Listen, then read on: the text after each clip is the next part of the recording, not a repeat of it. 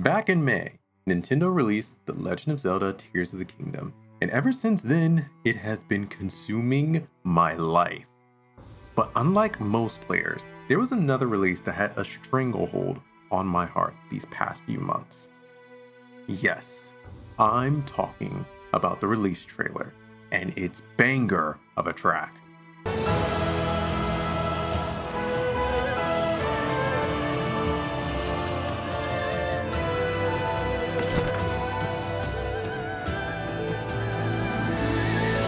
You see, I'm quite the hobbyist. As you know, I enjoy drawing, but I am also quite interested in animating, 3D modeling, game development, lore, and most importantly for today, composing. So when I heard the masterful arrangement of the Zelda trailer, I just had to scratch that itch and capture the epicness that they concocted.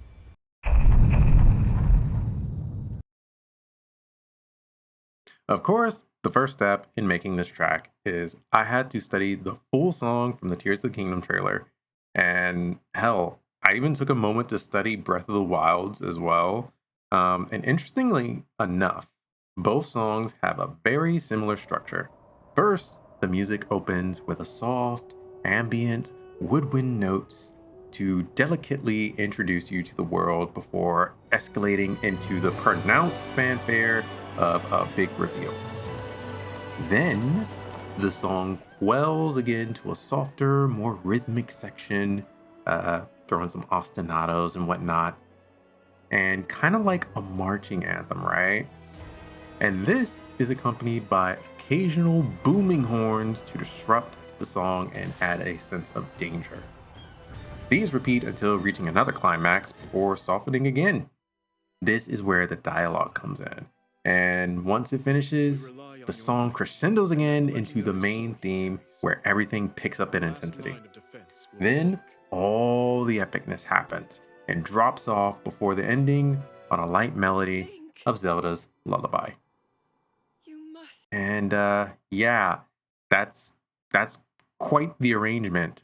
But the goal isn't really to make a fan cover. No. See, that would be way too simple and just like bare bones. No, I think bigger than that. The goal is to capture the vibes. So we'll be deviating from the structure slightly. Just have our own like artistic interpretation. But this brings me to the next step in creating a fan track. By the way, feel free to follow through this video to see if you can get any tips if you're like a composer or something, or you just want to like fuck around. I don't know. Okay, moving on. If there was ever an equivalent to a vibe check in music, it's the proper key for the song. You know, like C major, G major, E minor, and whatnot. If you don't know, the key of music is the group of pitches or scale that forms the basis of the tonality of the song. Or in short, it sets the vibes.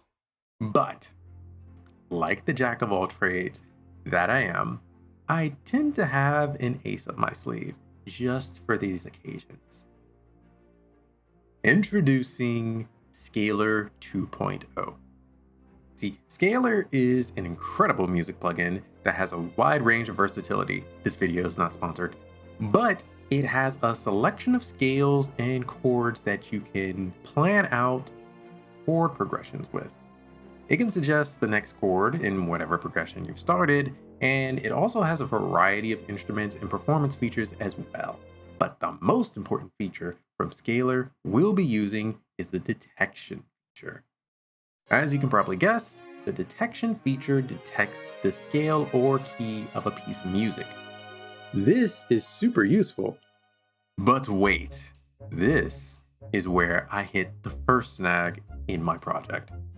You see, the composers of the Zelda songs are so masterful, so ingenious, so absolutely giga-fucking-chad that they composed a song that shifts key in the middle of the arrangement. I may have noob ears, but even I can tell the vibes transition back and forth like a gripping bard's tale. And Scalar could definitely tell too, because it mapped its key all over the fucking place. This is okay though. In fact, I'd argue this stumbling block actually made things better. This allowed me to focus on the parts of the song that really captivated me and seemed to be the hardest to recreate anyway. And yes, I'm talking about that sick ass saxophone playing.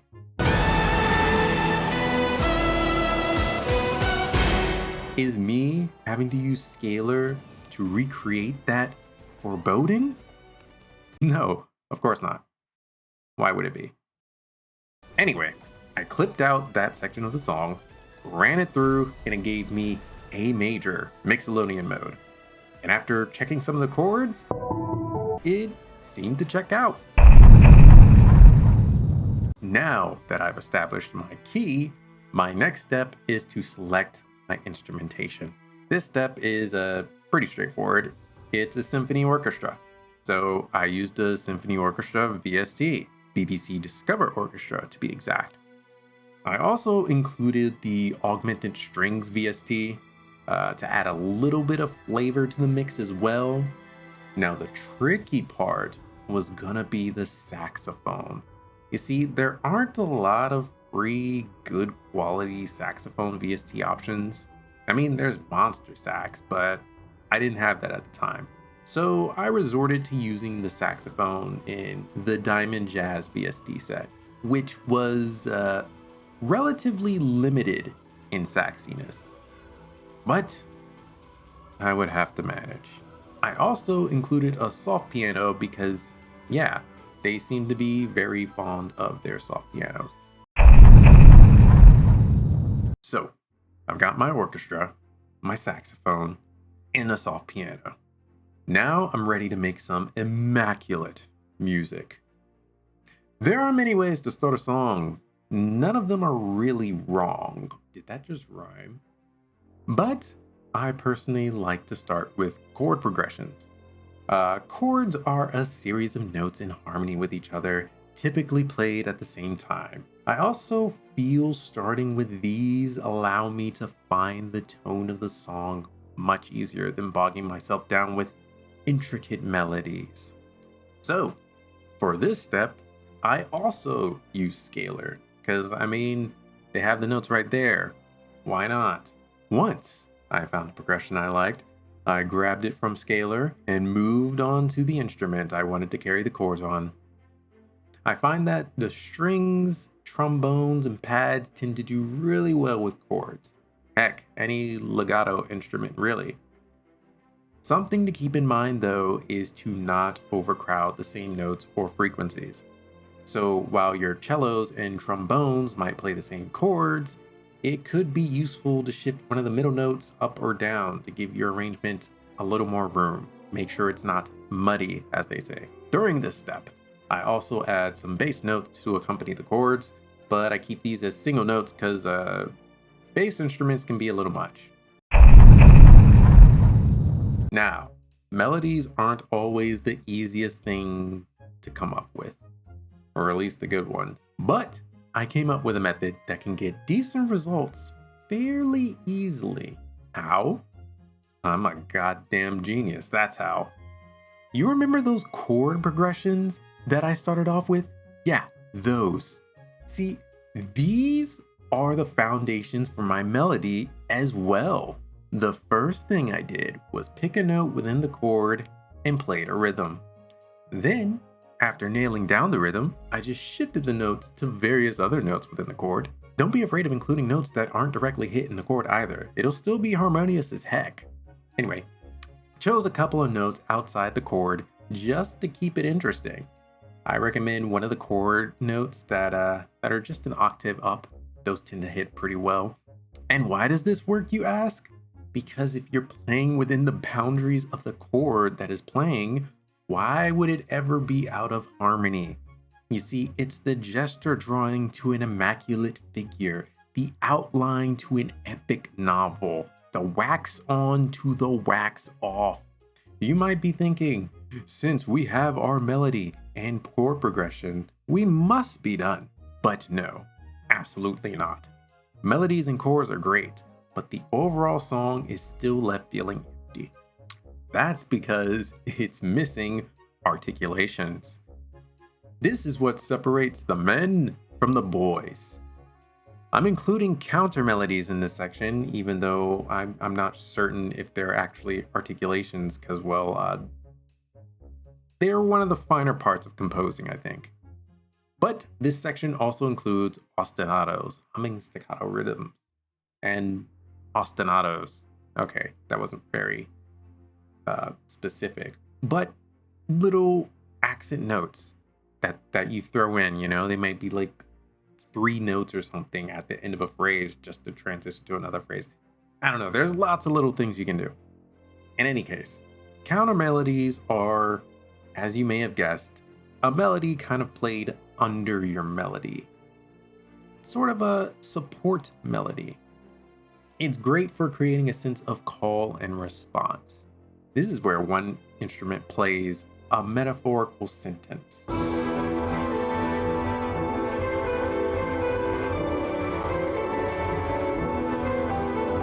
And another plays a reply.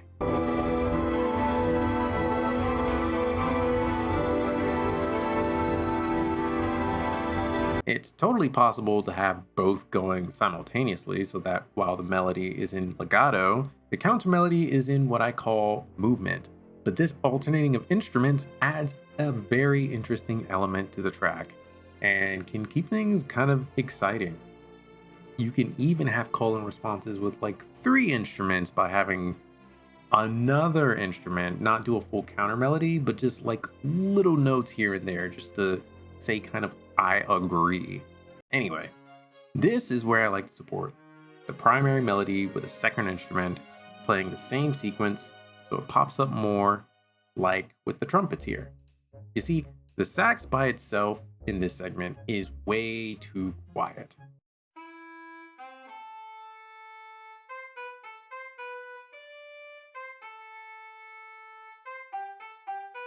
So the trumpets help the melody stand out and feel more powerful.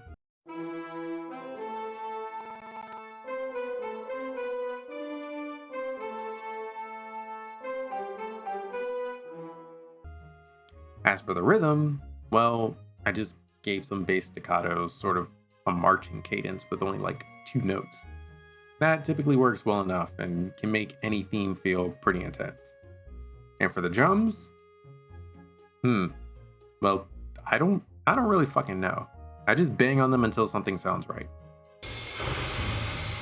Another thing to note about my process is that it's super freaking weird. You see, I'm a hobbyist. Don't know if I mentioned that. And my brain doesn't compose as well as composers. So my solution is to build a template of patterns of entire segments spanning about 4 to 8 bars or 1 to 2 measures. And then I take those notes and segment them out before taking those sequences and arranging them together. Sometimes I use the whole thing, sometimes I cut it, sometimes I cut and rearrange it. The important thing I keep in mind is to try and introduce some change or instrument part way through the sequence to keep the arrangement interesting and fresh. Sometimes the templates don't chain as well, so new segments need to be composed to help them blend, and those inspire more segments, and yeah, it's an entire process. In any case, this is just the kind of method that works for me, because my brain can just organize everything this way. So, this part was tougher than I thought, and honestly, it isn't my favorite segment. But I wanted to include the strange reverse voice stuff that you heard in the original trailer. So I pried open my Epic Choir VST and tried to apply a reverse through a plugin.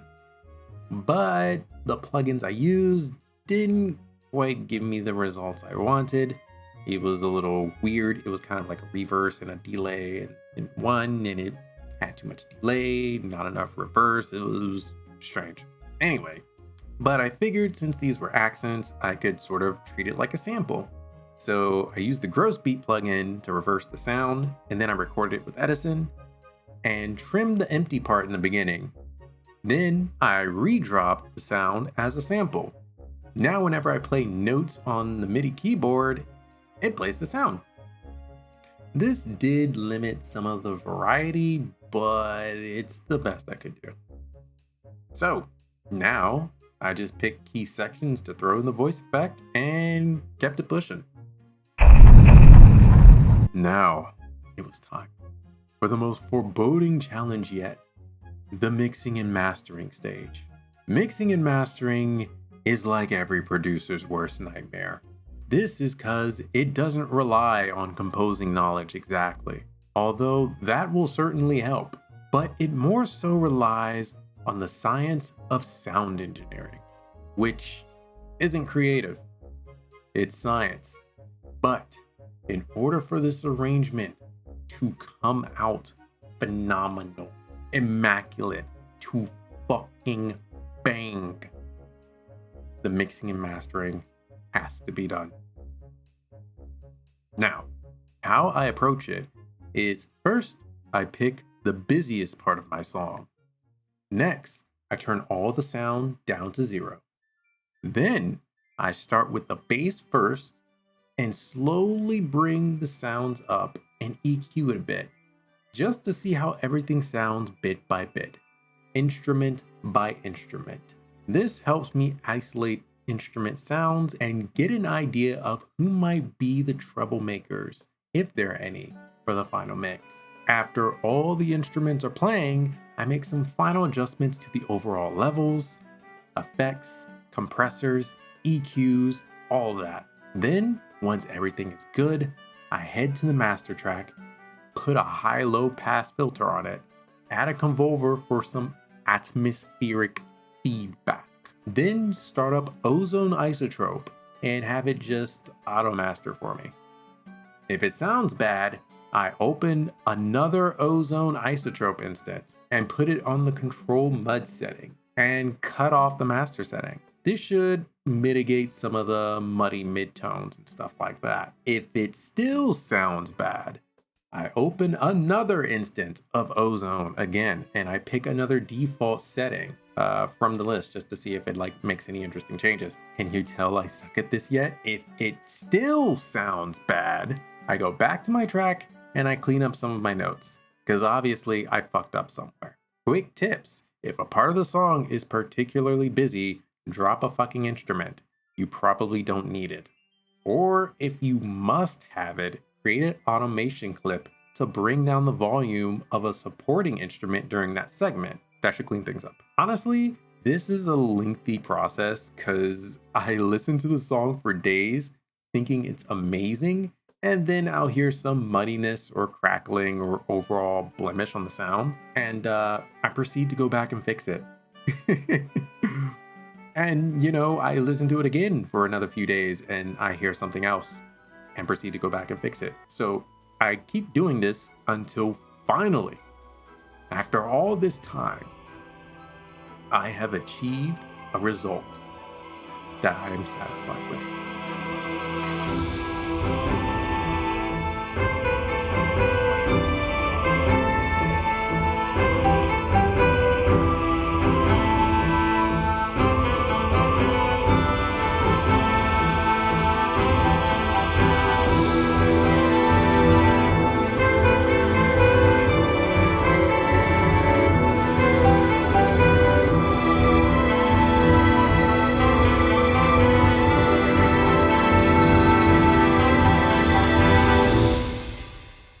And yeah, that's the jam. Obviously, my skills don't even come close or compare to any of the composers that worked on the actual trailer music, but this is just kind of a fun ass thing I like to do. And yeah, sometimes I can't help myself and I gotta dig into it. But this is what the channel's about. It's about being a Renaissance man, exploring all aspects and facets of creativity. In any case, no more dramatic shit. Thank you for watching. Do like and subscribe. thank you for sticking around. Let me know in the comments if you like this freaking video or not. This is very different than my usual stuff, but I was inspired. I think this is like really cool and an interesting, different way of exploring, well, all my passions and interests and stuff. So yeah. Anyway, thanks. Deuces.